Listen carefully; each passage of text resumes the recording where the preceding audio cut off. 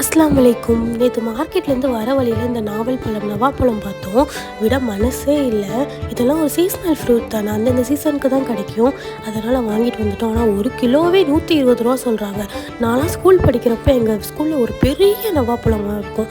நாங்கள் காலையில் இந்த நவாப்பழம் பறிக்கிறதுக்காகவே நேரமாக போய் எடுத்து வச்சுருவோம். ஏன்னா அடுத்து பசங்க வந்தால் எடுத்துருவாங்கன்றதுக்காக அன்றைக்கி ஃபுல்லாக அந்த நவாப்பழத்தையே தான் கிளாஸில் உட்காந்து சாப்பிட்டுக்கிட்டே இருப்போம். அதெல்லாம் ஒரு நல்ல மெமரிஸில். அதோட கொஞ்சம் ஸ்வீட் கார்னும் அப்படியே ரோஸ்ட் பண்ணி எடுத்துக்கிட்டோம். இந்த ஹெல்த்தியான ஈவினிங் ஸ்நாக்கோட டீ காஃபி அப்படின்னு எதுவும் அன்ஹெல்த்தியாக குடிக்காமல் மஞ்சப்பால் தான் போட்டு குடிச்சிட்டு இருந்தோம். அம்மா ஊர்லேருந்து வரப்போ புளி வாங்கிட்டு வந்திருந்தாங்க. அதை தனியாக ஒவ்வொரு கிலோவாக எடுத்து பிரித்து வச்சுட்டு இருந்தோம்.